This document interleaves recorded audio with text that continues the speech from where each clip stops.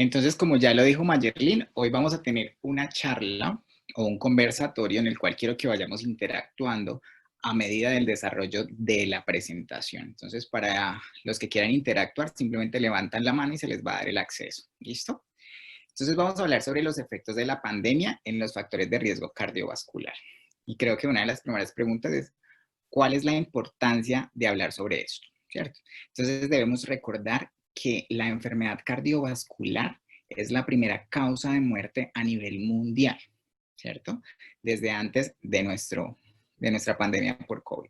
Entonces hay dos conceptos que quiero que recordemos y que son muy importantes para el desarrollo de esta charla. Y el primero es el concepto de pandemia.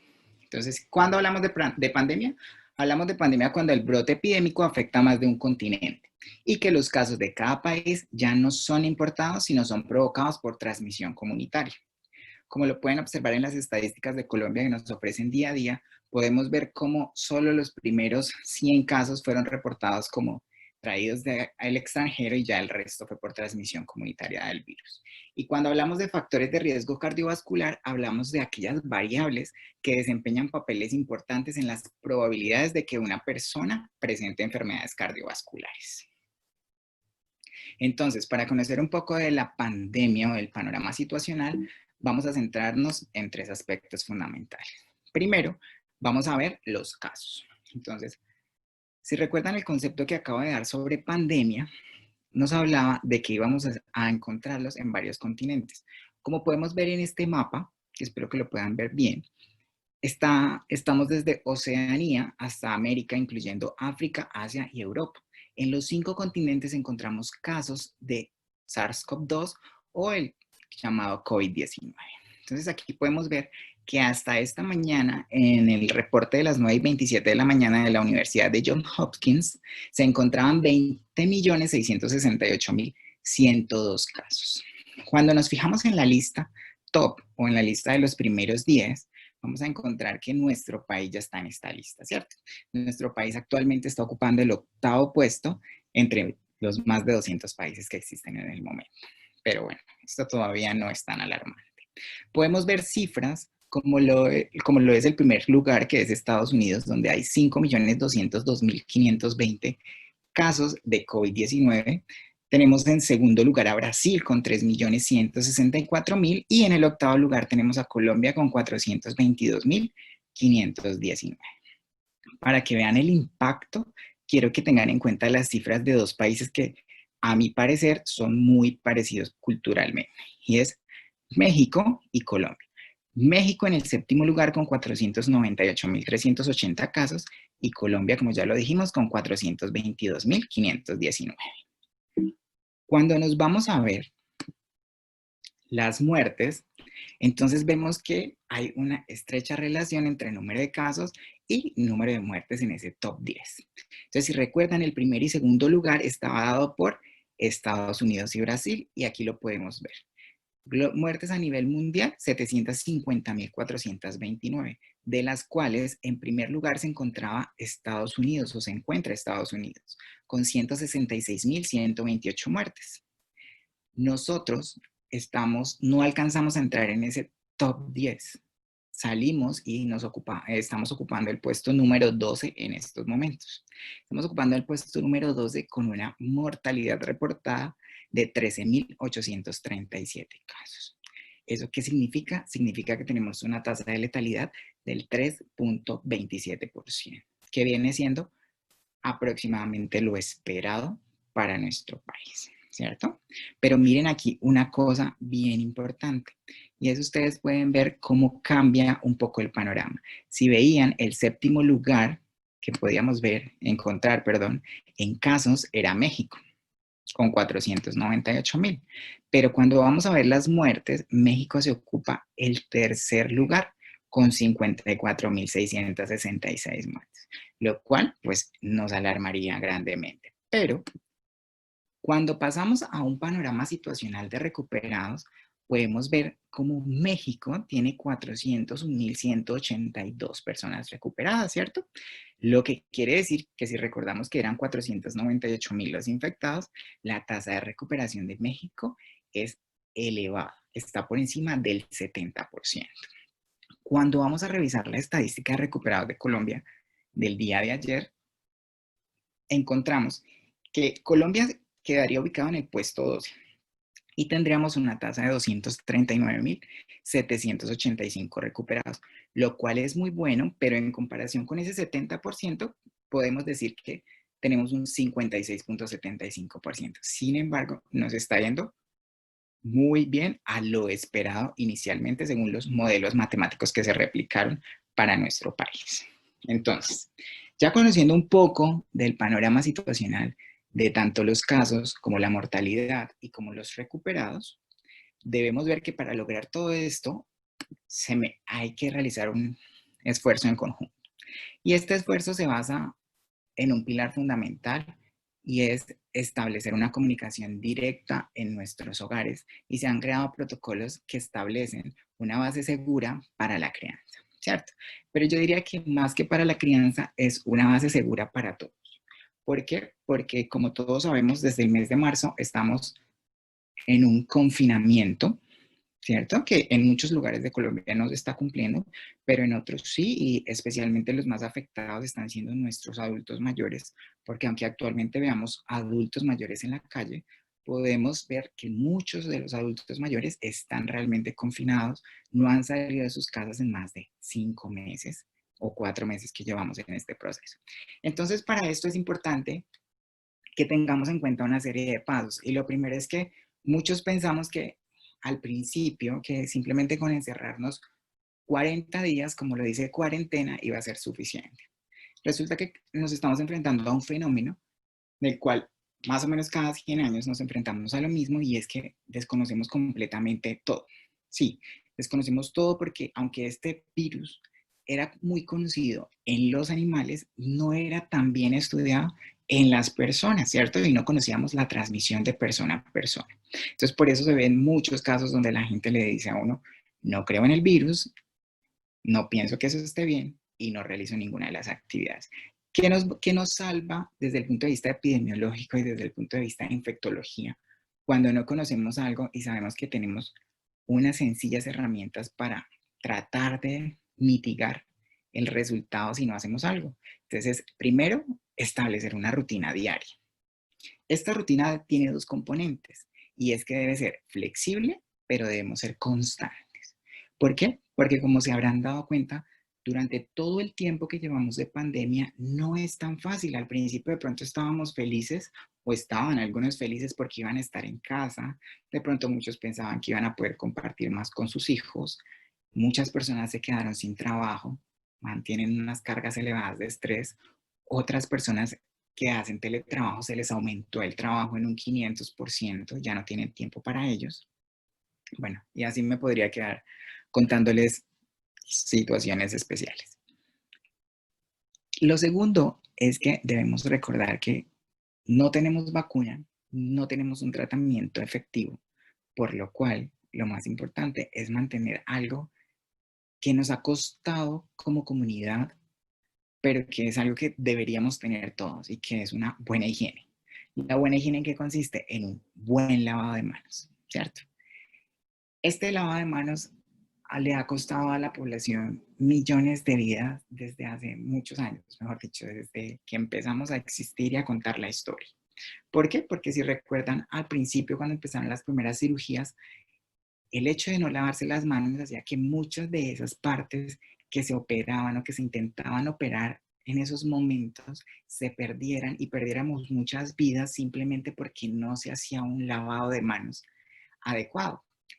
Con el paso del tiempo nos dimos cuenta que el lavado de manos salvaba muchísimas vidas y es desde entonces cuando nos hemos centrado en que todos los procedimientos del área de la salud, lo primero que debemos tener es un buen lavado de manos, una higiene. Sin higiene vamos a contaminar todo y nos vamos a contaminar todos. Aparte del lavado de manos, han estado algunas medidas en discusión, ¿cierto? Entonces algunos pueden decir que el tapabocas, que si lo uso, que si no lo uso, que si, bueno, diferentes cosas.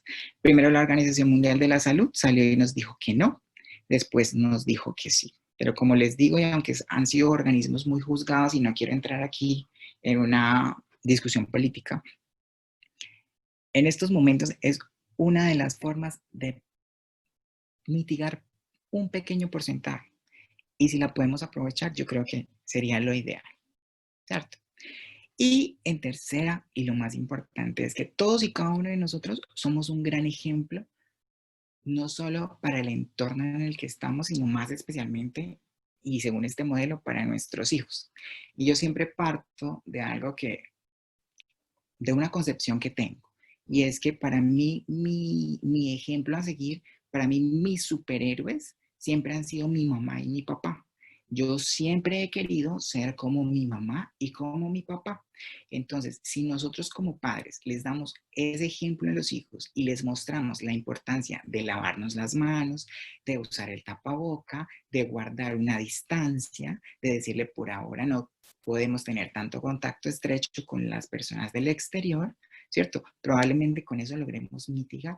Puede que no sea mucho, pero recuerden que cada vida que salvamos es una vida importante. No importa si es mi familiar, si es su familiar o si es el familiar de otra persona. Porque hay un dicho que se ha vuelto muy famoso y es que hasta que no le toca a alguien de mi familia, yo no me doy cuenta de lo que está pasando en el mundo, ¿cierto? Y realmente es eso. Ninguno es consciente hasta que no tenemos un caso de nosotros, de nuestra familia. Y lo más importante definitivamente, y es algo con lo que estamos luchando hace muchos años, y es con la salud mental, ¿cierto? Nadie quiere que le digan que tiene algo afectado en su salud mental, pero indiscutiblemente en esta época yo creo que todos hemos lidiado con una carga de estrés elevada y vamos a seguir con una carga de estrés elevada en lo que dure este tiempo de confinamiento y en lo que dure el inicio del proceso de vacunación. Que como saben hay competencias políticas, económicas porque salga una vacuna, pero lo más importante, como sabemos hasta ahora y como podemos mitigar, es con un lavado de manos. Entonces, cuando hablamos del estrés, se habla que en Colombia tenemos muchos pacientes con estrés. Y realmente todos los trabajadores tenemos en algún momento un estrés laboral. Y trabajadores no significa simplemente salir de la casa y hacer una actividad en concreto. Trabaja la persona que está en la casa, nuestro esposo, nuestra esposa, la señora que nos colabora con el aseo, con la comida, todos en algún momento lidiamos con una carga de estrés elevada. Pero para eso nos va a acompañar la psicóloga Caterine, nos va a contar un poco más del estrés más adelante. ¿Listo? Uno de los factores que nos ha tenido más estresados, yo creo, es que aunque el avance de las comunicaciones es tan importante para todos, debemos recordar que nos están bombardeando de información o nos empezaron a bombardear de información tempranamente, cosa a lo que no estamos acostumbrados nosotros hoy en día no estábamos acostumbrados a que nos contaran tanto sobre algo. Hago un paréntesis aquí para contar una experiencia. Ayer en mi ciudad, que es Bucaramanga, ayer tenía la posibilidad de salir por mi día y entablaba una conversación con alguien y me decía que no creía que se muriera tanta gente. Entonces, si nos ponemos a pensar, claro, a las personas nunca se les habían dicho, hoy se murieron 100 personas por cáncer, hoy se murieron 15 personas por VIH, hoy se murieron tantas personas, ¿cierto? Entonces, cuando nosotros no somos conscientes de eso, pues nosotros ante esto, Dios mío, ¿qué está pasando? Nos asustamos mucho y es lo que está pasando en estos momentos. Hay mucha gente asustada y que por ese mismo susto no está cumpliendo las medidas que nos van a llevar a salir de estas. Y después de todo esto, resumo en esta frase que me gusta mucho, que es del escritor dublínez Oscar Wilde, que dice, adoro los placeres sencillos, son el único refugio de los hombres complicados. Cuando hablo en esta frase, cuando se habla de los hombres complicados, yo quiero hacer la conjetura de que en este caso los hombres complicados sería el coronavirus, el SARS-CoV-2, y que adorar esos placeres sencillos quiere decir que simplemente con un lavado de manos, con un distanciamiento seguro, vamos a poder lograrlo. Bueno, hasta aquí, ¿alguien tiene alguna duda, alguna pregunta con los datos que di? ¿Quieren comentar algo, algún panorama que nos quieran dar a conocer?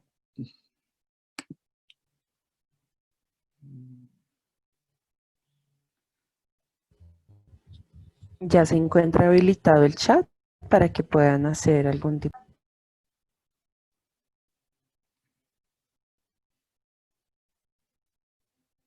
Gladys Reyes dice que quiere.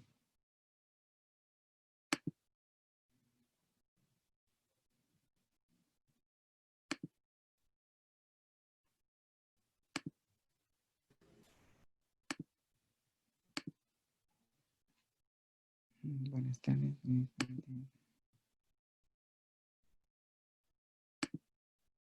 Bueno, entonces vamos a continuar. Veo que no hay intervención.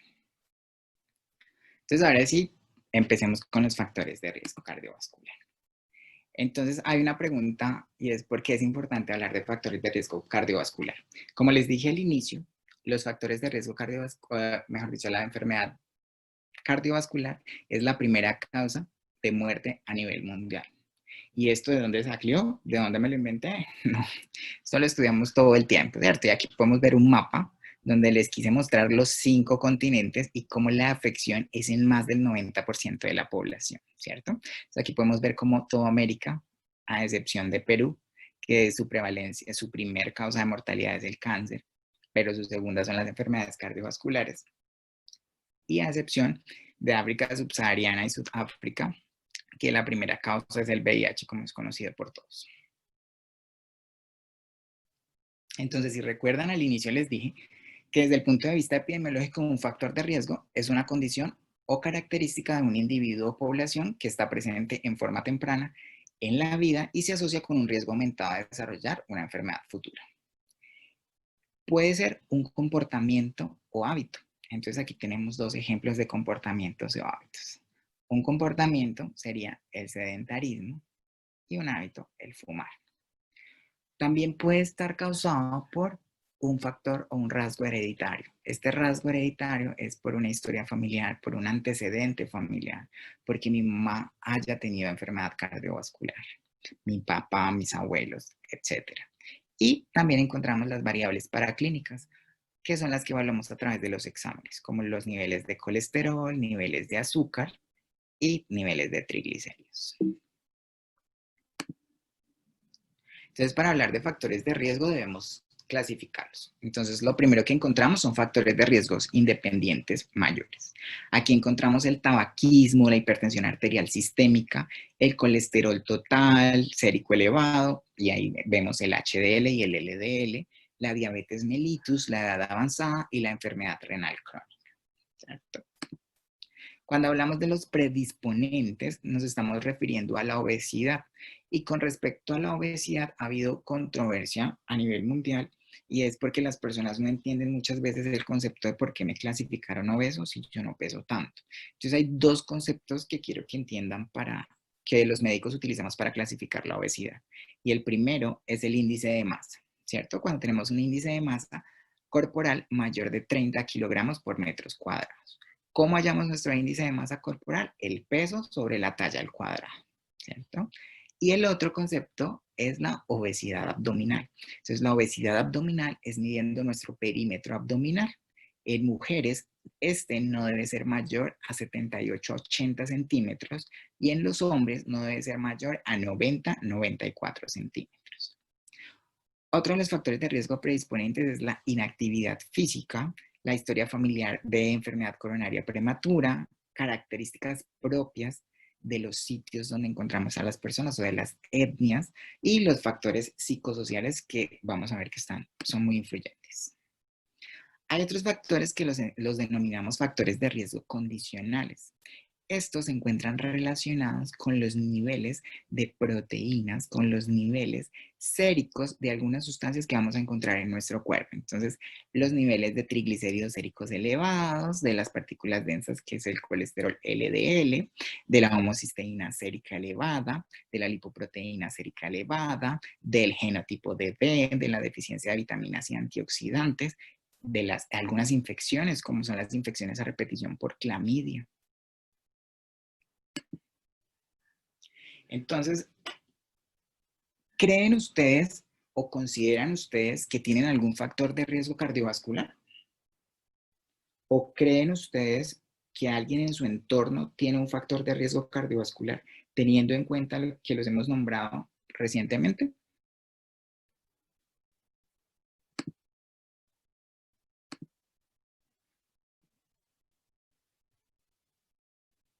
Bueno, están muy callados.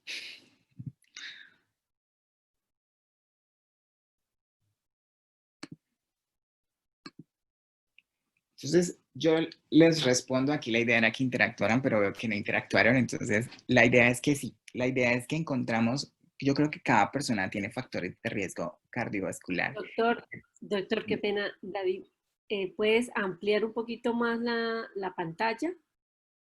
Ampliarla. Es que se está viendo, sí, es que se está viendo como dos plantillas, la que sigue y la que está. Entonces, para mirar eso así, muchas gracias.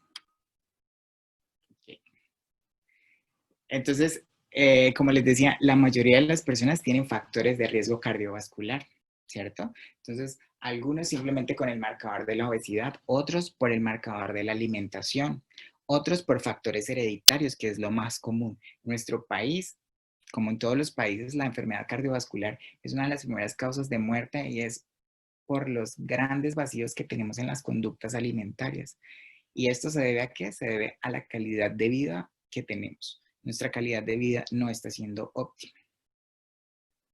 Entonces debemos generar unas estrategias de prevención de la enfermedad cardiovascular. Entonces, para eso debemos crear un conjunto de acciones coordinadas que van dirigidas a una población o a una persona con el fin de eliminar o minimizar el impacto de estas enfermedades cardiovasculares. Entonces, ¿qué es lo más importante de todo esto?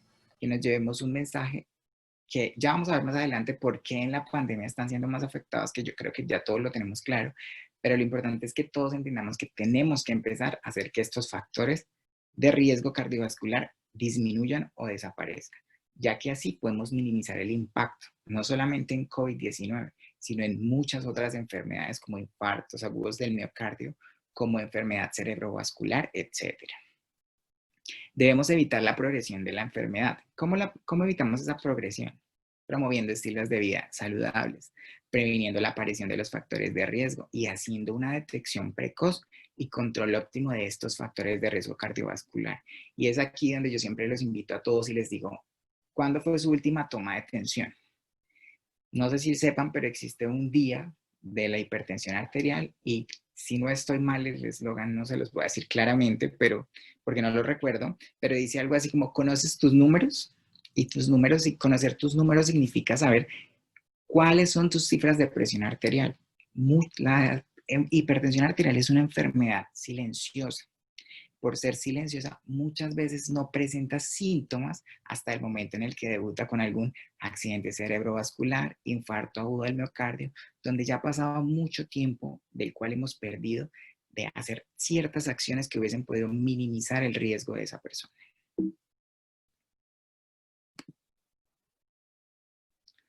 En las 3 últimas décadas, más de la mitad de la reducción de la mortalidad cardiovascular se ha atribuido a los cambios en los niveles de factores de riesgo en la población, especialmente en lo que se refiere a la reducción del colesterol, la presión arterial y el tabaquismo. Esta tendencia favorable se contrarresta parcialmente porque están aumentando. Entonces, miren cómo intentamos mejorar un aspecto que son los factores de riesgo cardiovascular, pero también aumentamos otros factores de riesgo, como son la obesidad y la diabetes. Aquí es muy importante entender que no es solo intentar alimentarme bien un día o una semana, es un hábito que yo debo seguir todo el tiempo, porque de lo contrario van a haber marcadores en nuestro cuerpo que se van a sensibilizar altamente y van a generar que tengamos riesgo de diabetes. Pues la población, el alto número de obesidad que está en nuestro país y en el mundo, eso nos está llevando a que se empiecen a generar otro tipo de alteraciones a raíz del mejoramiento de los factores de riesgo cardiovascular. Y definitivamente algo que es muy importante y es el envejecimiento de la población, ¿cierto? Nuestra población cada vez es más anciana y eso lo podemos ver en países del primer mundo principalmente. Por ejemplo, en el caso de Europa podemos verlo en Alemania. Podemos ver en Alemania cómo la población es tan mayor que están empezando a llevar gente de otras partes, de otros países, en especial latinos jóvenes, para que empiecen a poblar, ya que ellos se encargaron de llevar una vida interesante, llevar una vida donde trabajaban mucho, pero donde se les olvidó continuar su población, mantener su tasa reproductiva. Y nosotros, pues, desafortunadamente es lo contrario, nosotros aumentamos la población. Hay que tener en cuenta que hay un riesgo cardiovascular global. ¿Y esto qué significa? Esto es la posibilidad de sufrir una enfermedad cardiovascular, ya sea coronaria o cerebrovascular, en un tiempo. En ese tiempo aproximadamente, según las escalas que tenemos actualmente, es de 10 años. Incluyen unas patologías y es la angina inestable o estable.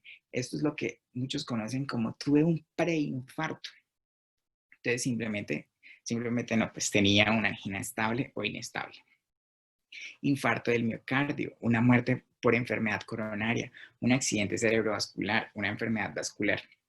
Y miren que ahora yo que les acabo de decir que es simplemente una angina, ese es el problema de nuestra población colombiana. Hace un tiempo estábamos en la Sociedad Colombiana de Cardiología escuchando a un magnífico cardiólogo donde decía que era triste que a alguien le dijeran que usted tiene una enfermedad cardiovascular y lo tomara como, ah, bueno, pero de eso no me voy a morir. Y si a alguien le dicen que tiene cáncer, enseguida vamos a tener las alarmas completamente altas porque sentimos que nos vamos a morir. Y si se dieron cuenta en las estadísticas que les mostré al inicio, la probabilidad por morirse de enfermedad cardiovascular es mucho más alta que la de morirse por cáncer, sobre todo en nuestros países. ¿Cómo se calcula el riesgo cardiovascular? Entonces, para calcular el riesgo cardiovascular existen unas escalas.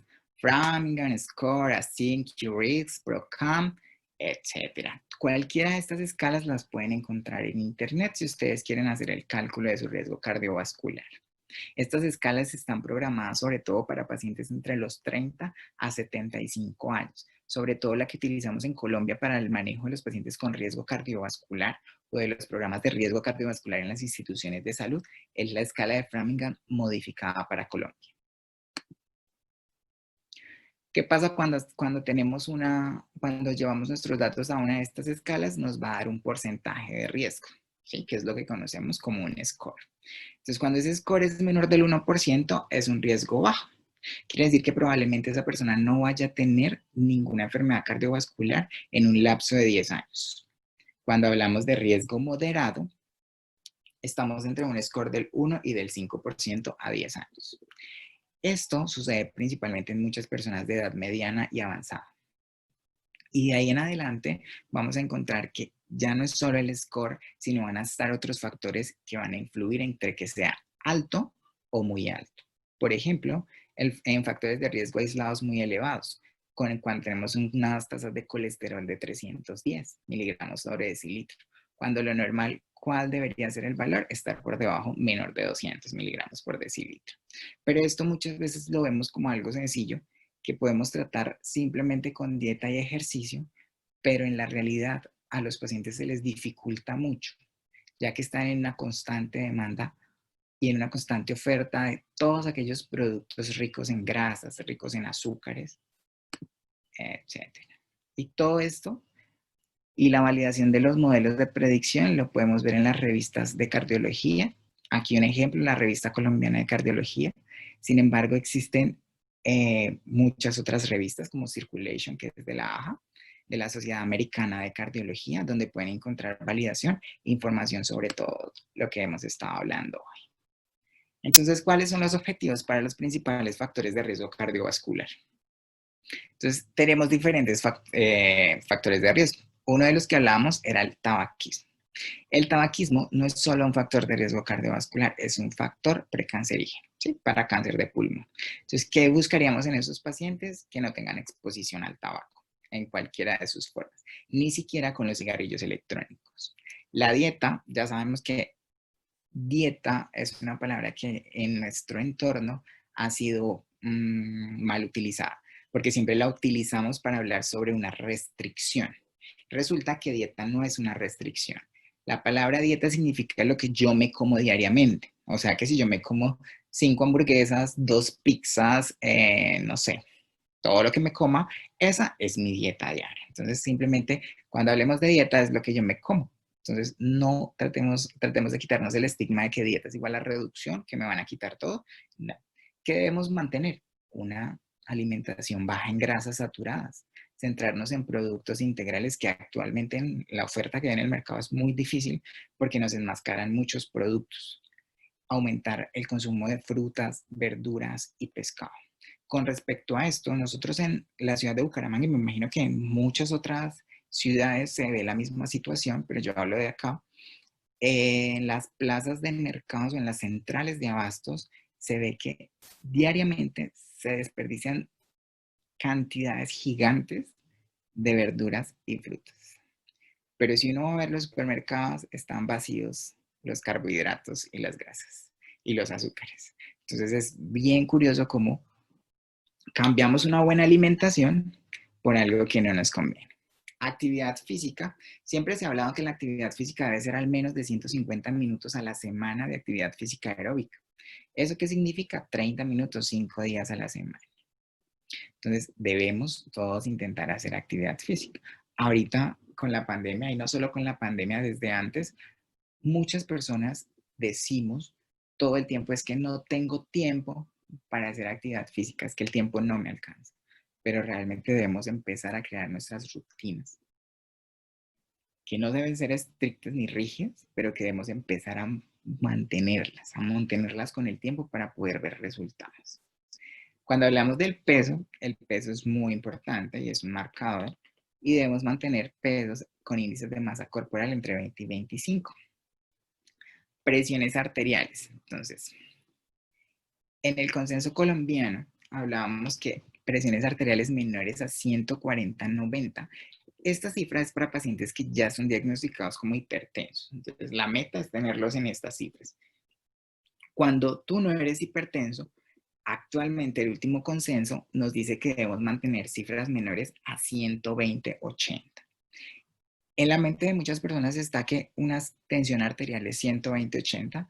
Sí, ese es el límite superior. Nosotros en medicina nunca podemos hablar de un número mágico exacto. ¿Por qué? Porque no tenemos la última palabra. Entonces nosotros siempre creamos rangos. Entonces el rango es que en la tensión arterial sistólica vamos a mantener entre 90 y 120 y en la tensión arterial diastólica entre 60 y 90 milímetros de mercurio. Hay que ser muy juiciosos con los lípidos, ¿sí? Y estos lípidos, ¿de dónde se obtienen? Principalmente de la dieta y de la falta de ejercicio.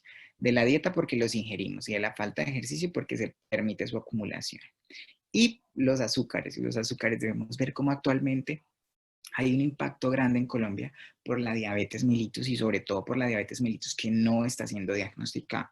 Muchos profesionales y no profesionales no están asistiendo al médico a hacer sus mal llamados chequeos anuales, por ende, no se están enterando de qué situaciones están cambiando en su organismo. Recuerden que todo el tiempo nuestro organismo se está regenerando, ya sea para bien o para mal, y esto nos causa un impacto en el riesgo cardiovascular. Entonces, la idea es que tengamos cifras de hemoglobina glicada, que es uno de los marcadores para diabetes, o uno de los marcadores de glucosa, menores al 7%.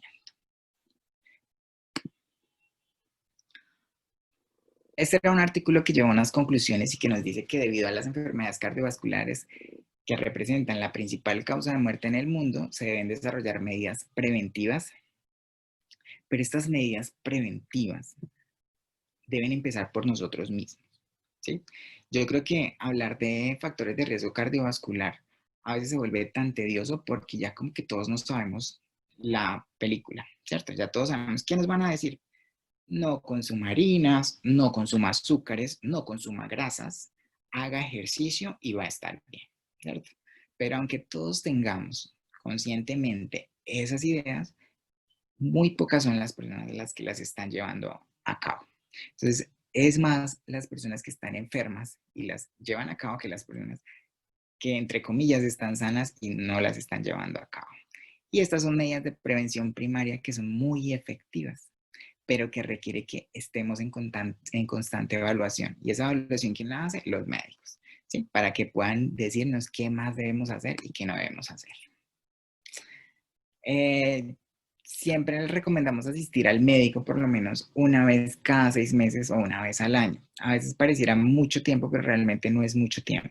Es muy importante, recuerden que estas citas duran alrededor de 20 a 30 minutos y no nos van a mandar medicamentos, no nos van a decir nada, pero sí no nos van a decir nada con respecto a otras enfermedades, porque es lo que le molesta a muchos pacientes, porque es una cita de promoción y prevención.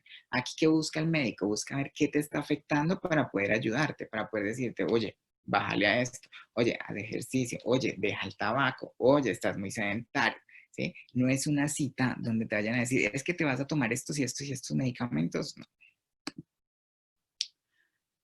Bueno, y entonces, todo esto, pero no nos ha hablado qué efectos tiene la pandemia sobre los factores de riesgo cardiovascular.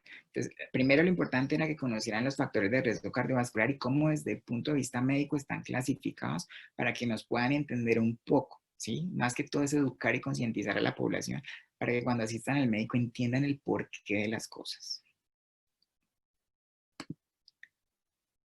Si ven esta gráfica, en Estados Unidos, la principal, así como en todo el mundo, la principal causa de muerte son las enfermedades cardíacas. Sin embargo, actualmente, con el SARS-CoV-2, la principal causa de muerte en Estados Unidos es el coronavirus, ¿cierto? Sin embargo, cuando pasemos esta pandemia, probablemente nuevamente las enfermedades cardíacas sean la principal causa. Entonces recuerden que debemos evaluar unos factores de riesgo cardiovascular que los hemos venido mencionando. Unos que son la carga genética, edad, raza, que son de origen inevitable, ¿cierto? Porque esos ya son inherentes a nosotros, ya los tenemos, nosotros no los podemos cambiar. Nadie se puede cambiar su carga genética, nadie se puede cambiar su edad, nadie se puede cambiar su raza, etc. El control de la hiperlipidemia, cuando hablamos de hiperlipidemia hablamos de los lípidos, de las grasas, la hipertensión arterial, que es un marcador muy importante, los antecedentes de enfermedad cardiovascular, que tampoco los podemos cambiar, las mediciones constantes de azúcar o glucosa en el caso de los diabéticos, el tabaco, sedentarismo, obesidad, dieta, consumo de drogas, etc. Entonces, ¿qué pasa con la carga genética, la edad y la raza? Como les acabo de comentar, sigue igual, ¿cierto? Eso no nos va a cambiar por la pandemia. Yo sigo siendo genéticamente la misma persona, si pues sigue avanzando mi edad conforme pase el tiempo y sigo siendo de la misma raza. O sea que este factor de riesgo no tiene ninguna alteración. ¿Qué pasa con la hiperlipidemia? Eso sí depende. ¿De qué depende? Depende de muchos factores, pero el principal factor es qué estamos comiendo, ¿cierto? Entonces, estos momentos de confinamiento nos han servido a muchos que no cocinábamos antes seguido para empezar a cocinar, ¿cierto? Antes teníamos a alguien que nos cocinara, ahora estamos cocinando, pero depende qué cocinemos. Podemos cocinar cosas saludables, como la imagen de su lado izquierdo, o cosas no saludables, como los postres que pueden ver. Entonces, actualmente en las redes sociales que se mueven tanto, hay muchos influencers, instagramers, profesionales que se están dedicando a enseñarnos a cocinar, ¿cierto? Entonces, no sé si alguien haya tenido alguna experiencia siguiendo a una de estas personas y haya podido aprender una receta nueva, pero todas las recetas no van a ser de una alimentación saludable. Hay recetas que son como dulces, postres, que también son necesarios a lo largo de nuestra vida, claro que sí, pero que no deben abundar en comparación con la alimentación saludable. Entonces, perdón, me devuelvo. Entonces, ¿de qué va a depender? De lo que usted haya elegido en esta pandemia. Generalmente, por el estrés, la ansiedad, se llevan a esta situación, a comer de más y comer cosas que no son para nada saludables, que son deliciosas, pero no son nada saludables, son calorías vacías. ¿Esto a qué nos va a llevar? A que se aumenten nuestros lípidos, a que se aumenten nuestro azúcar y a elevar nuestro peso, lo que lleva a un aumento en la resistencia vascular periférica y posteriormente pues vamos a tener hipertensión arterial. ¿Y la hipertensión arterial? Esa es una pregunta difícil, ¿cierto? De responder. ¿Y por qué es difícil de responder? Cuando uno habla de hipertensión arterial, entonces uno puede decir que hay una serie de clasificación. Entonces están las personas que ya saben que tienen hipertensión arterial y están juiciosas tomando sus medicamentos. Están las personas que saben que tienen hipertensión arterial, pero no se toman sus medicamentos ni siguen las indicaciones de los médicos. Y están las personas que no tienen ni idea que tienen hipertensión arterial. Entonces, las personas que se están tomando sus medicamentos, se ha evidenciado que a pesar de estar tomando sus medicamentos, han tenido un leve aumento de esas cifras de presión arterial entre 5 y 10 milímetros de mercurio.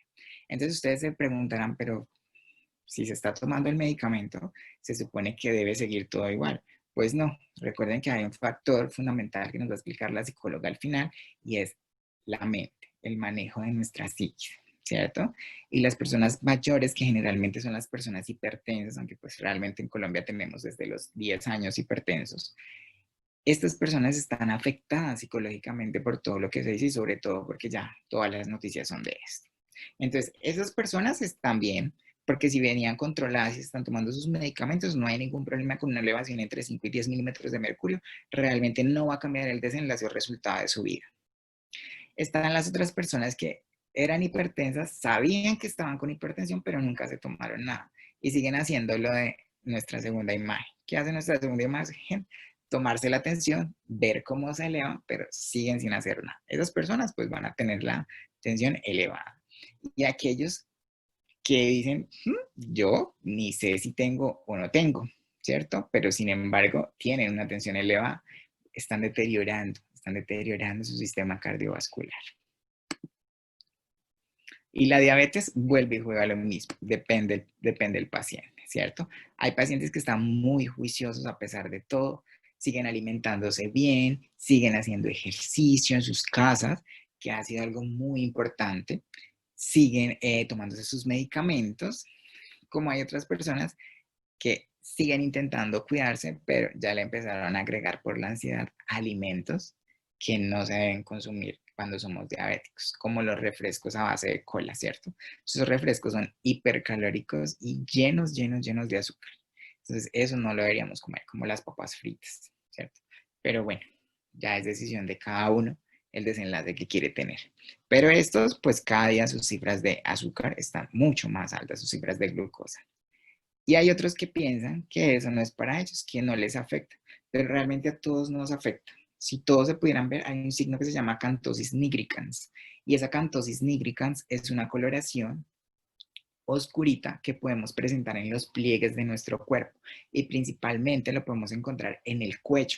Entonces, si tú ves que tienes negrito y que ese negrito, pues obviamente no vaya a ser mugrecito que se nos quedó al bañarnos, ese negrito probablemente esté significando una acantosis nigricans, lo cual esté significando que tú estás aumentando la resistencia a la insulina, ¿sí?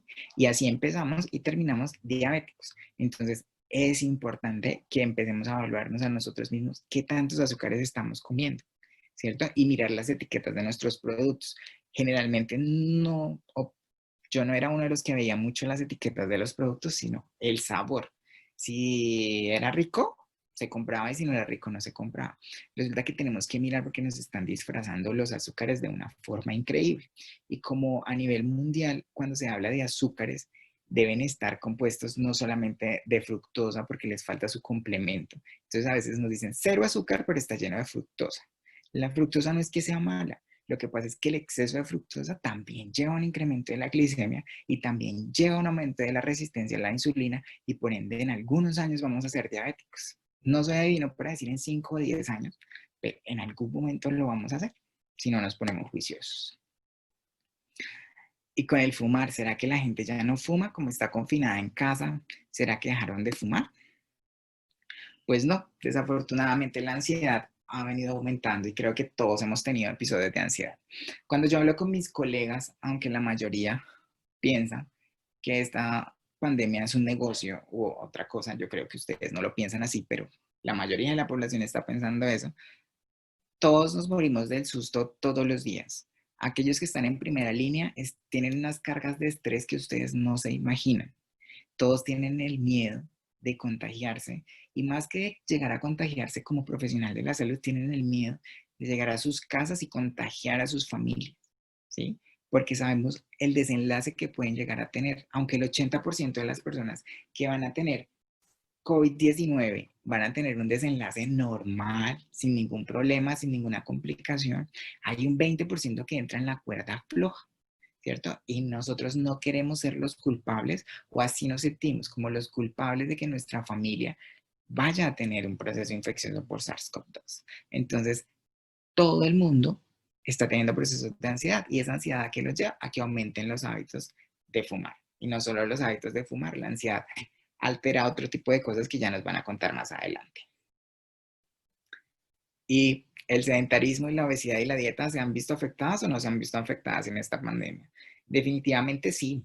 Yo creo que esto ha cambiado muchísimo y sobre todo porque algunas personas lo han tomado deportivamente y han acatado unos buenos hábitos de vida, porque si vemos las redes sociales, sobre todo Instagram, todos los días hay muchas personas que están creando rutinas y están con millones de personas, sus seguidores, haciendo ejercicio. Entonces, eso está siendo muy bueno. Sin embargo, hay otras personas que por su carga laboral elevada se tienen que levantar muy temprano, ¿sí? Porque antes el trabajo que realizamos desde las oficinas se ha venido aumentando mucho y ese aumento genera que tengamos menos tiempo para nosotros. Y eso es una excusa, sí, pero el estrés laboral hace que muchas veces nos bloqueemos y cambiemos nuestros hábitos. Sin embargo, hemos visto como algunos influenciadores no siempre significa algo malo. Algunas personas lo hacen ver como algo malo, pero en ocasiones cuando son profesionales de la salud o profesionales en el tema que están intentando influenciar a una comunidad, es muy bueno. Pero para eso debemos tener en cuenta a quién seguimos, ¿cierto? Porque no es lo mismo que Pepita Pérez me esté enseñando cómo alimentarme saludablemente, porque ella cree que eso es alimentarse saludablemente, a que una persona que estudió nutrición, que hizo una maestría o que conoce del tema por muchos años nos pueda estar enseñando. Y si vemos, mucha gente cambió el hábito de cocinar por el de pedir domicilios. Entonces, yo no sé qué les haya pasado a ustedes, pero al principio, de pronto, mientras uno no veía la situación tan complicada, uno decía, ay, qué pereza cocinar, me tocó trabajar hoy, y como ya no viene la empleada, entonces yo me tocó hacer aseo, me tocó lavar los baños, etcétera, etcétera. Entonces, yo voy a pedir un domicilio. Y resulta que cuando nosotros abrimos en nuestros teléfonos, en nuestras tablets, en nuestros computadores, las aplicaciones de los domicilios, lo que podemos ver es que la mayoría de las aplicaciones son aplicaciones de comida no saludable. ¿Hay comida saludable? Sí, claro que sí. Hay excelentes restaurantes de comida saludable que la están ofreciendo. ¿Cuál es el problema? El problema es el costo, ¿cierto?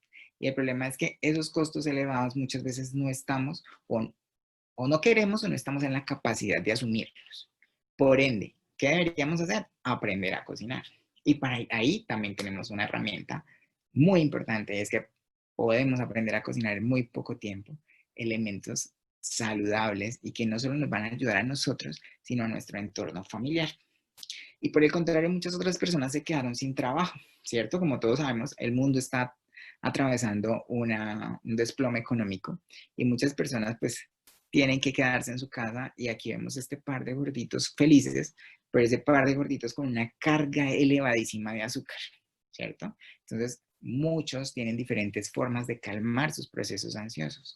Algunos comiendo, otros peleando, otros desarrollando diferentes actividades, pero desafortunadamente con cada una de las cosas que las tratemos de mejorar, nos van a desencadenar algún factor de riesgo más adelante.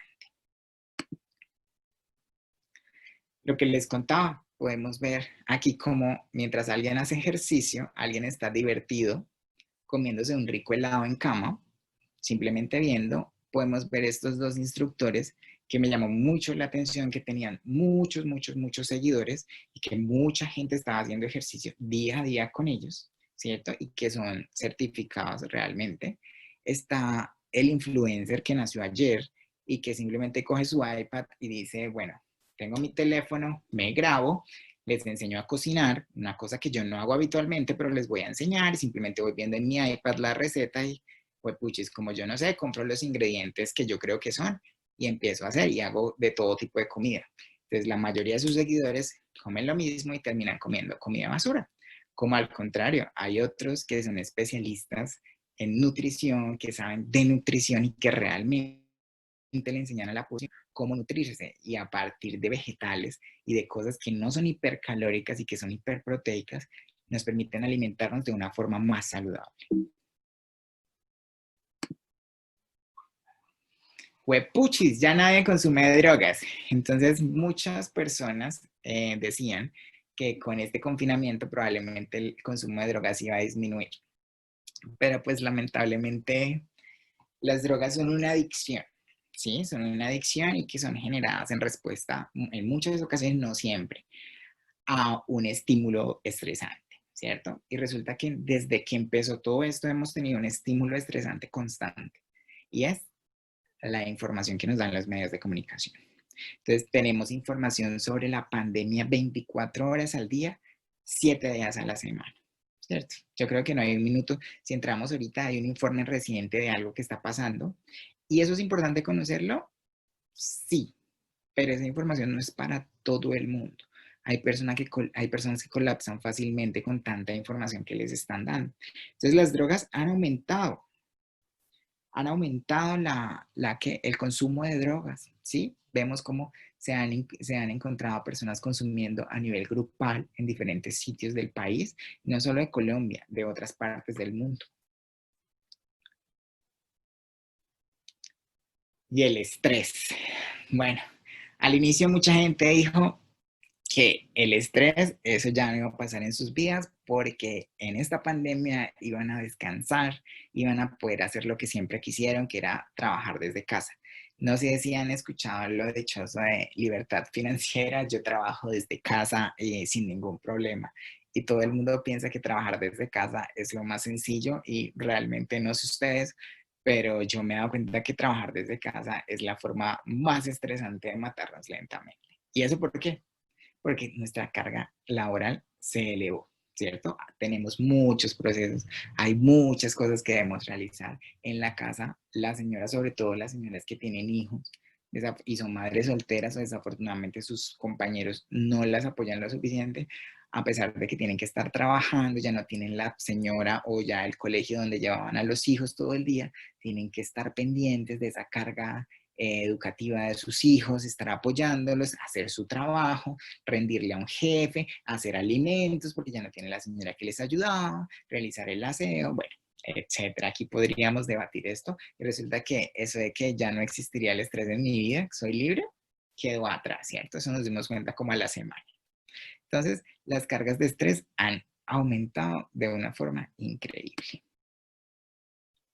Todos pensábamos que, o piensan que ya nadie se estresa, ahora todos en casa estamos disfrutando del tiempo que siempre quisimos tener, que por el trabajo nunca tuvieron la oportunidad de tener antes. Entonces, miren que estas ideas a veces que tenemos todos en nuestro ideal imaginario realmente no son ciertas. ¿Por qué? Porque ahora estamos en casa, pero estamos recargados, estamos agotados, estamos cansados. Muchos decían que ahora sí, puedo compartir con mis hijos, mi familia, mis amigos, que tendrán por fin tiempo, que leerán libros, que realizarán ejercicio, que dormirán bien, que cocinarán saludable, pero no todo el mundo lo está haciendo y simplemente les hago una pregunta. ¿Cuántos libros se han leído en este tiempo de confinamiento? ¿Cuánto ejercicio han realizado?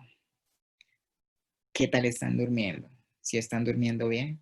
¿O hay noches en las que realmente no se puede dormir por la ansiedad, la preocupación, el estrés, la carga laboral, la carga familiar, ¿cierto? ¿Realmente están cocinando saludable o nos duró el impulso una semana, un día o un mes y ya van 5? Bueno, y como estamos hablando de estrés, que es muy importante, entonces aquí les voy a presentar, voy a dejar de... Les voy a presentar a mi compañera de trabajo, la psicóloga Caterine Camargo Bayona, y ella nos va a estar acompañando y contando un poco sobre las alteraciones psicológicas. ¿Listo? Entonces, Caterine, adelante. Hola, muy buenas tardes a todos. ¿Me escuchan? Sí, señora. Bueno, profe, antes de iniciar, me gustaría, es que los estudiantes tienen algunas preguntas, me parecen muy interesantes, no sé si usted nos pueda compartir las respuestas. Nos dice Lucy Romero desde Yopal. ¿Existen casos en donde una persona de la familia esté contagiada y el resto de la familia no?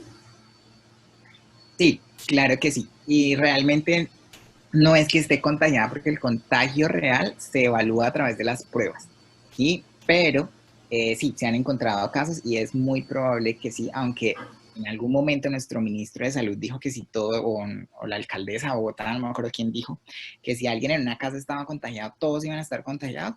La respuesta es no, lo que se ha visto es no. Podemos estar conviviendo con personas con contagio, con cargas virales elevadas, pero no con cargas virales bajas, perdón. El contagio va a depender de la carga viral de la persona que está con el diagnóstico. Ok. Tenemos a Marta de Acacias. ¿Las personas con obesidad son los de mayor riesgo de enfermedades cardiovasculares? Bueno, Marta, primero pues gracias por estar con nosotros. La obesidad es un marcador de riesgo no solo cardiovascular, sino es un marcador de riesgo para todo, para cáncer, para todo. ¿Por qué? Porque aumenta el estrés oxidativo, ¿sí? Las células grasas no nos sirven para mayor cosita. En ocasiones nos sirven, sí, son buenas, pero el exceso que tenemos no. Y es uno de los principales factores cardiovasculares. Pero recuerda que también pueden haber personas sin obesidad, pero con una carga genética alta.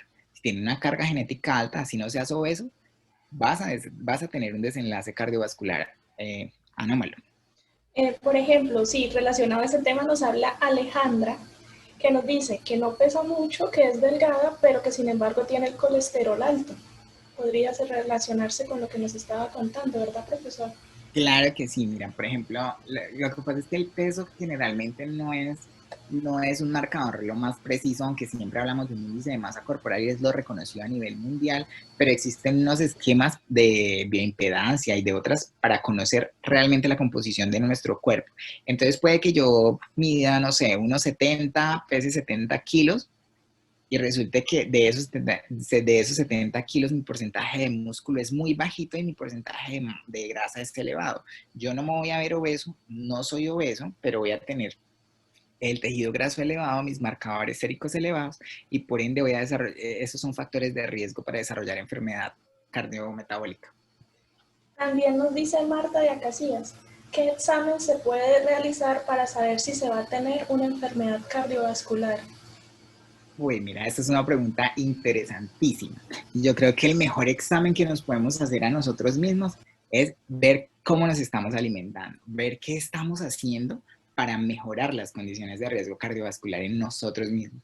Como les explicaba hace un rato, tenemos que tratar de minimizar todos esos factores de riesgo. Entonces, ¿qué examen nos podemos hacer primero? Sabemos que la obesidad es uno de los factores de riesgo. ¿Qué podemos hacer? Hombre, evaluémonos. Estoy gordito, aceptemos que estamos gorditos y empecemos a hacer algo. Porque es que si no empezamos a hacer algo desde ahora, más adelante vamos a tener problemas.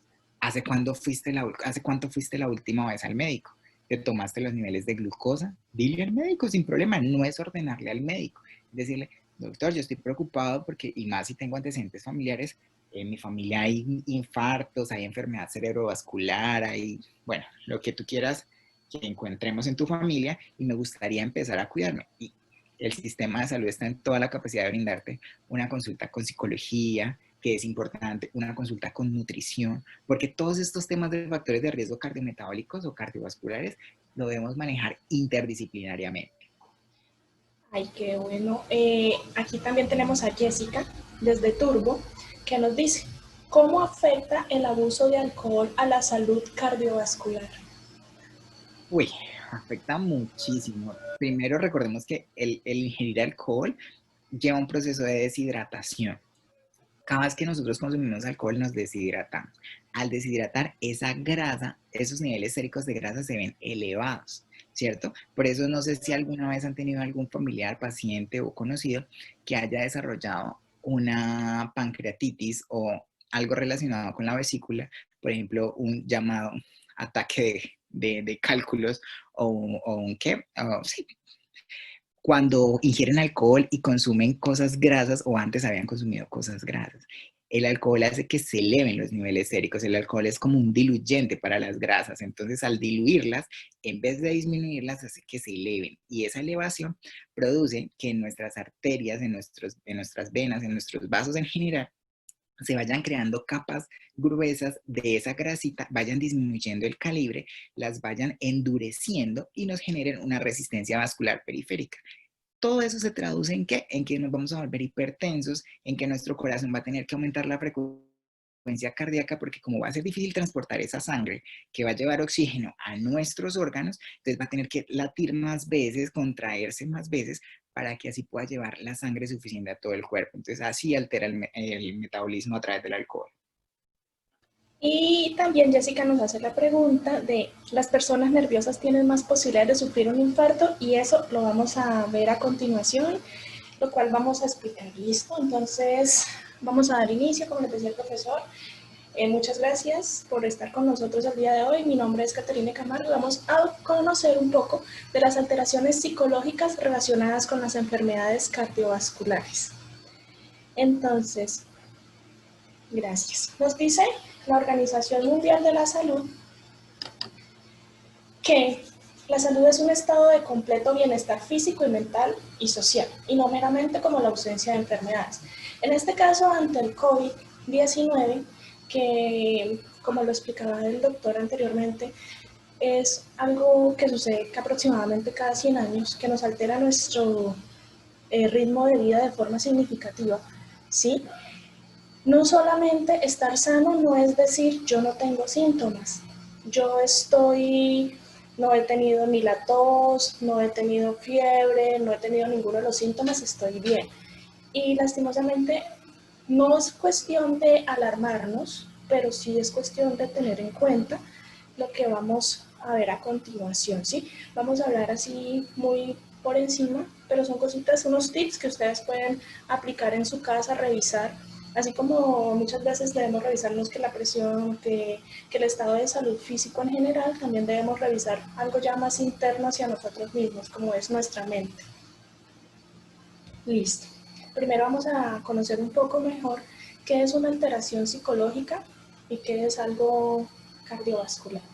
Entonces, alteración psicológica es una alteración de tipo emocional, cognitivo y comportamental, en que quedan afectados procesos psicológicos básicos que pueden ser desencadenados por la falta de bienestar, de felicidad, temor, inestabilidad laboral, tristeza, depresión mantenida, entre otras. Es decir, todo lo que nos desequilibra, todo lo que altera nuestro diario vivir puede generar una alteración psicológica. Y cardiovascular, que es el término utilizado para hacer referencia a los problemas del corazón y los vasos sanguíneos. Entonces, los trastornos psicológicos directamente relacionados con los problemas cardiovasculares son depresión, ansiedad. Es cierto que el estrés también es fundamental, pero el estrés no lleva a desencadenantes tan graves como estos dos. El estrés sí es serio, pero en este caso vamos a enfocarnos en lo que es la depresión y en la ansiedad. ¿Por qué? Son enfermedades silenciosas. Muchas veces nosotros no sabemos que la tenemos y no sabemos que algún familiar que está cerca también la pueda padecer. ¿Qué es la depresión? Se caracteriza por una profunda tristeza, decaimiento anímico, baja autoestima, pérdida de interés por todo y disminución de las funciones psíquicas.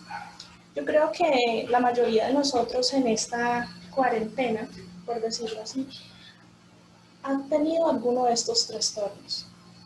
En forma mínima, en gran medida, todos hemos tenido que de pronto una tristeza, si alguien tiene un familiar o alguien, un ser querido cercano que pudo haber muerto por el COVID, la baja autoestima, como decía el profe, o sea, en estos tiempos que se nos hizo fácil pedir, ¿no? Entonces me empecé a engordar, bueno, y como me empecé a engordar, entonces ya no me gusta lo que veo en el espejo, si voy a estar todo el día encerrado, ¿para qué me arreglo? ¿Para qué me baño?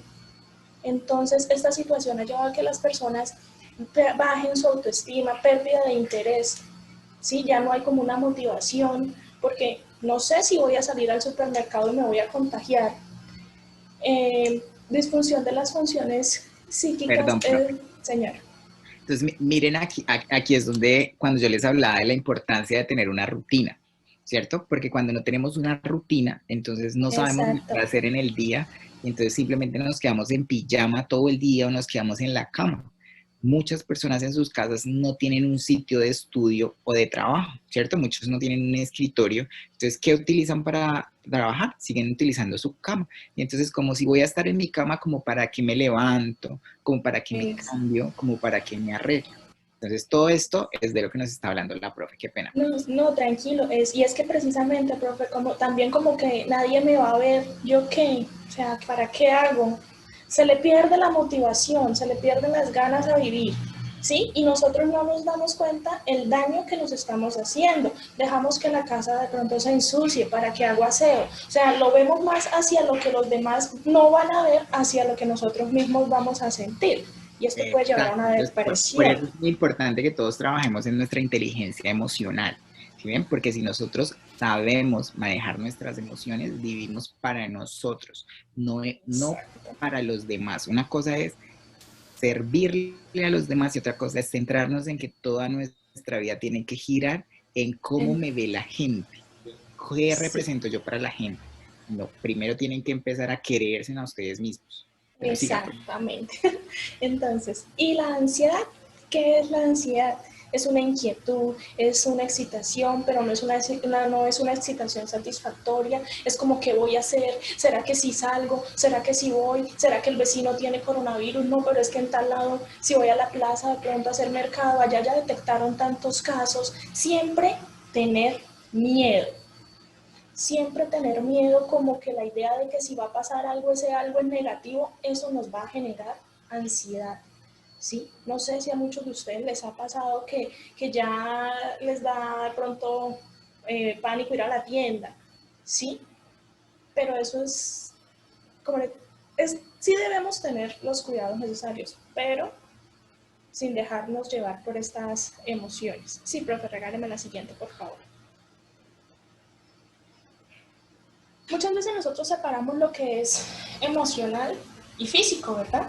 Es lo más normal, que las personas no sientan todavía aún que la psicología es algo como una ciencia médica.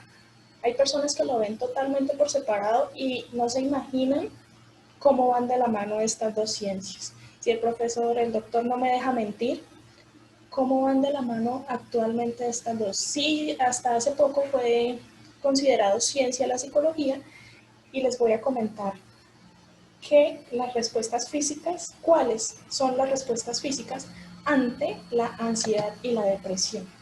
Porque estar deprimido no es solo estar triste, no. Estar deprimido no es solo llorar todo el día, no.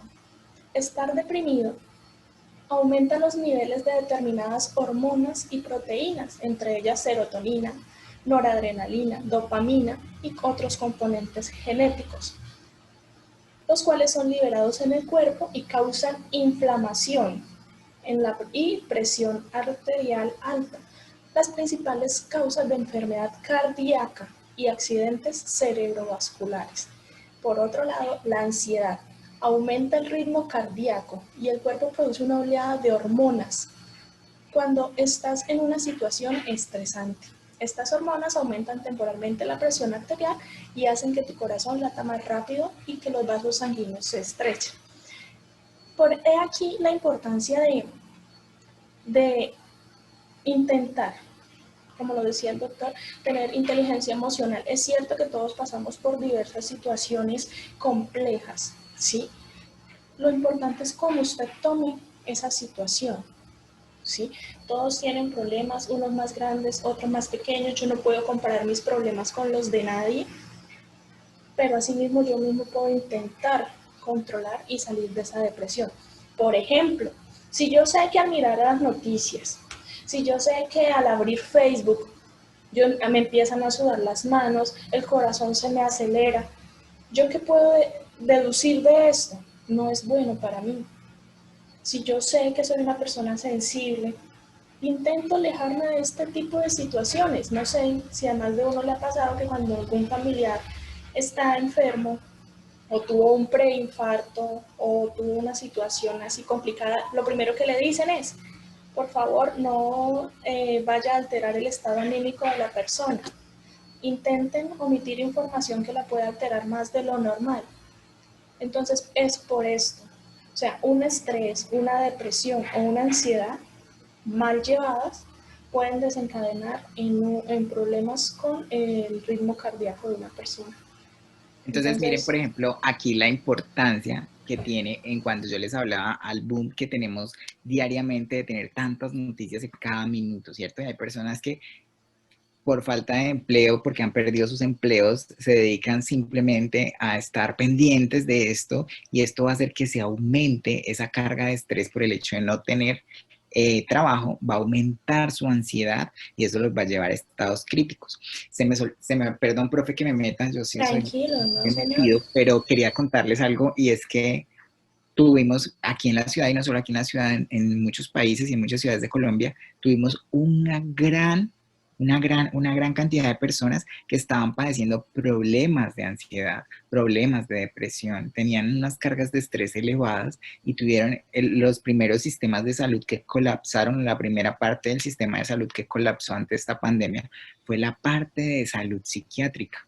¿Sí? ¿Por qué? Porque no estábamos preparados para esto. Nadie nunca nos preparó ni nos dijo cómo iba a ser el hecho de que yo esté encerrado y tenga que asumir en cuatro paredes todo lo que voy a vivir, ¿cierto? Porque todos estábamos acostumbrados a tener un estilo de vida en el que salíamos, compartíamos con nuestros compañeros de trabajo y por más de que ahora estemos a través de videollamadas, de todas estas cosas, no es lo mismo. El estímulo que estamos recibiendo no es igual.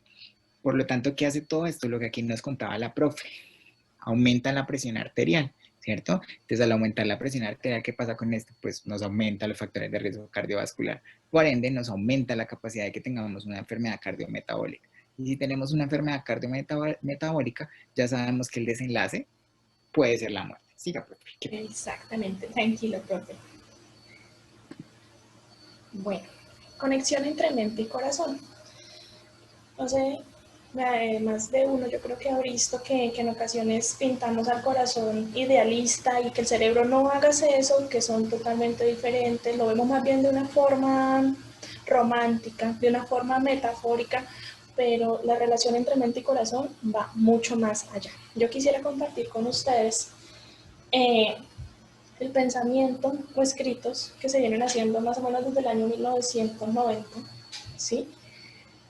Están los señores Kawashi, Sparrow, Bocanas y Weiss, quienes en 1994 realizaron un estudio con 402 sujetos por un periodo de 32 años, encontrando que las personas que presentaron al menos 2 o más síntomas de ansiedad tenían un riesgo mayor a desarrollar una enfermedad cardiovascular y a tener una muerte súbita en comparación con las personas que no presentaron ningún síntoma. Por otro lado, tenemos a Waterford y Scrull en 1996, quienes concluyeron que niveles altos de sintomatología depresiva se asocian a un aumento en el riesgo de sufrir un infarto al miocardio.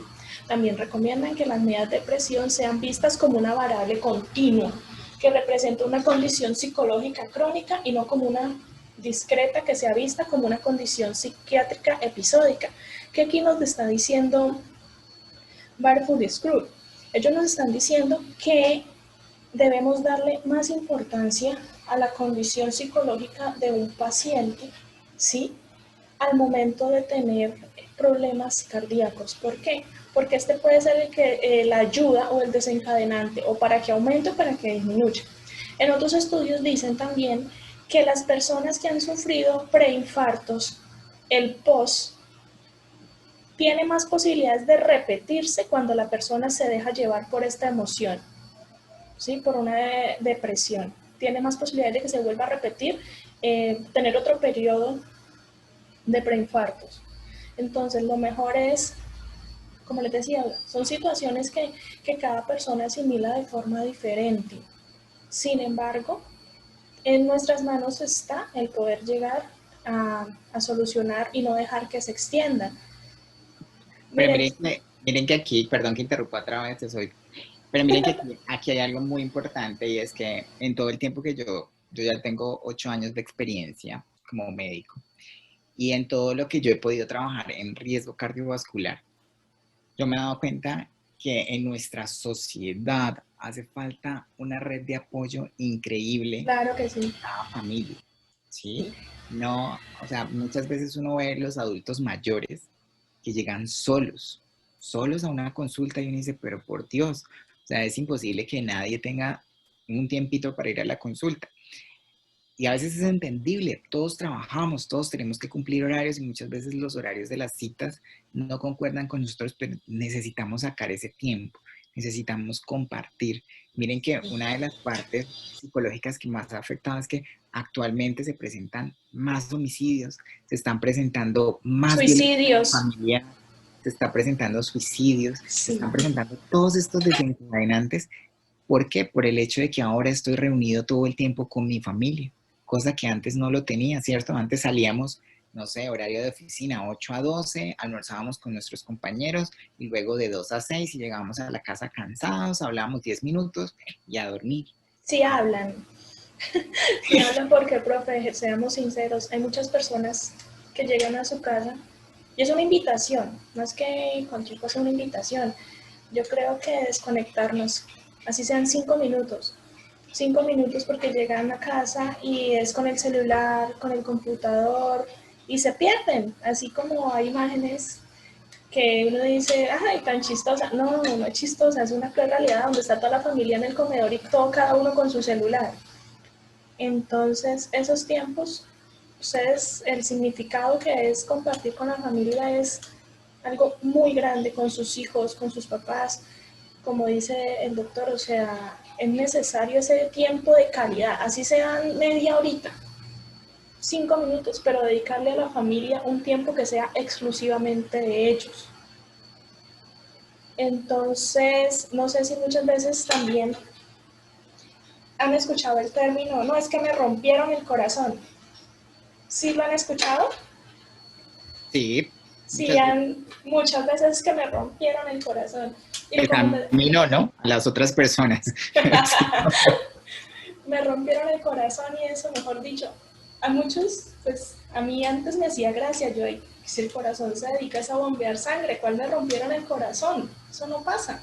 No, sí pasa. Ahí se dice de una forma romántica, pero si no sabemos llevar una emoción, si nos dejamos llevar por, por una emoción que es que se fue, que es que me dejó, que es que se murió, y nos dejamos consumir por esa emoción, literalmente nos pueden romper el corazón. Entonces, la idea Bueno, es... ya que estamos hablando de cardiovascular desde una parte metafórica, ¿no? Sí, No, sí, sí, no me claro vayan que a sí. confundir esto con lo cardiovascular, porque no. Pero sí, sí, definitivamente, vuelvo y les repito, debemos aprender a ser inteligentes emocionalmente, ¿sí? No es volvernos de hierro y que nada nos afecte, no. Es saber sobrellevar todas las situaciones que tenemos a lo largo de nuestras vidas. Y yo creo que vamos cerrando porque nos dijeron que ya tenemos que cerrar. Qué pena, profe, con No, algo tranquilo. con algo que me decían alguna vez. Alguna vez me decían que yo nunca había sufrido en la vida. Y entonces yo decía, pues sí, yo nunca he sufrido en la vida en comparación con otras personas. Resulta que este sufrimiento del que nos está hablando la profe es diferente en todos los seres humanos. Y Sí, todos no podemos esperar sufrir de la misma manera. Yo no puedo esperar sufrir por amor, no puedo esperar sufrir por alimentos, por un techo. No, todos no estamos destinados a sufrir de la misma manera, pero todos tenemos esas cargas emocionales altas de sufrimiento por algo. No hay alguien que se escape. Aunque querramos hacerlo a un lado, realmente todos tenemos algún sufrimiento y no es por ser fatalista ni nada de eso. no, Pero así tenemos, como, profe, hay un término, si no me deja mentir, que ahí dicen que el umbral del dolor en cada persona es diferente. O sea, hay claro, personas que les duele un pinchazo. En cambio, yo he visto gente que coge ollas calientes y no sienten nada. Es lo mismo. Hay claro. algunas personas que una emoción te hace más daño que a otras. ¿Sí? Exacto, entonces por eso Y es importante que nos individualicemos, ¿sí? Y recuerden que cada uno somos diferentes, entonces cada uno debemos desarrollar un plan diferente. Todos, aunque lleven al mismo sitio, no vamos a llegar de la misma forma. Es como si vamos de Bucaramanga a Bogotá, algunos se irán en moto, otros se irán en carro particular, otros irán en bus, otros irán en avión, ¿sí? Uy, habrá alguno que se va caminando, pero todos no vamos a compartir el mismo sistema para llegar. sí, exacto. Todos somos totalmente diferentes, todos somos un mundo, sin embargo las estrategias para todos son las mismas. Lo importante es saber si yo sé que soy sensible, empezar a trabajar con esa sensibilidad.